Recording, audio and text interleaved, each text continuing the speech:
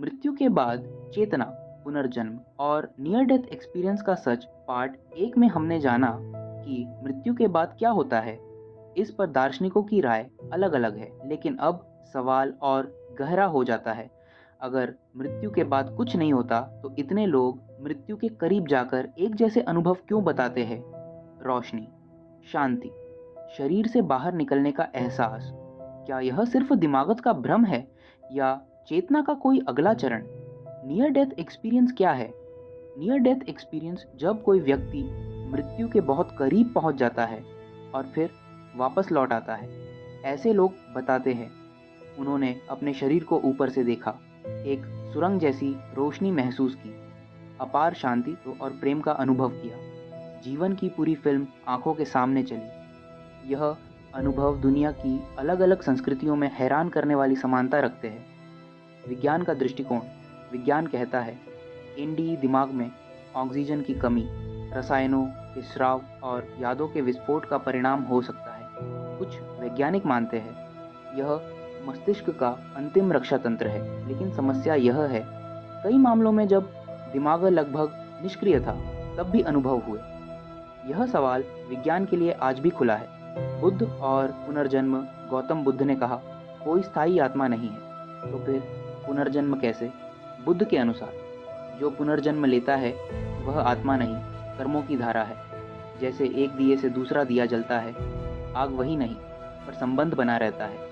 हिंदू दर्शन और मृत्यु के बाद उपनिषद कहते हैं शरीर नष्ट होता है, आत्मा नहीं। भगवत गीता में कृष्ण कहते हैं जैसे मनुष्य पुराने वस्त्र छोड़कर नए धारण करता है, वैसे ही आत्मा नया शरीर ग्रहण करती है। यह दृष्टिकोण मृत्यु को अंत नहीं, यात्रा मानता है। ओशो का दृष्टिकोण, ओशो कहते हैं मृत्यु कोई घटना नहीं, यह एक प्रक्रिया है। उनके अनुसार चेतना शरीर से पूरी तरह बंधी नहीं, लेकिन ओशो यह भी कहते हैं मृत्यु के बाद क्या होता है यह जानना उतना ज़रूरी नहीं जितना यह जानना कि अभी तुम कौन हो। जिद्दू कृष्णमूर्ति की गहराई, कृष्णमूर्ति कहते हैं अगर तुम यह जानना चाहते हो कि मृत्यु के बाद क्या है तो पहले अहंकार को मरने दो। उनके अनुसार जो व्यक्ति जीते जी अपने डर, अपनी पहचान और स्मृतियों से मुक्त नहीं हुआ, उसके लिए मृत्यु के बाद भी कोई मुक्ति नहीं। क्या चेतना शरीर से अलग है? यही सबसे बड़ा प्रश्न है। क्या चेतना दिमाग की उपज है या दिमाग से परे है?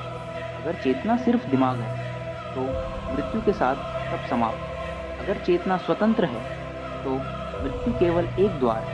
दार्शनिक कहते हैं यह प्रश्न अनुभव से सुलझेगा, तर्क से नहीं। डर क्यों लगता है? असल डर मृत्यु का नहीं, अज्ञात का है। हम जीवन को कभी पूरी तरह जीते नहीं, इसलिए मृत्यु से डरते हैं। जो व्यक्ति हर दिन को पूरी जागरूकता से जीता है उसके लिए मृत्यु सिर्फ विश्राम है। अंतिम सत्य शायद मृत्यु के बाद क्या होता है? यह प्रश्न गलत दिशा में पूछा गया है। सही प्रश्न यह है क्या तुम अभी जीवित हो? क्योंकि जिसने जीवन को समझ लिया उसके लिए मृत्यु कोई रहस्य नहीं, और जिसने खुद को जान लिया उसके लिए कुछ भी कभी समाप्त नहीं होता।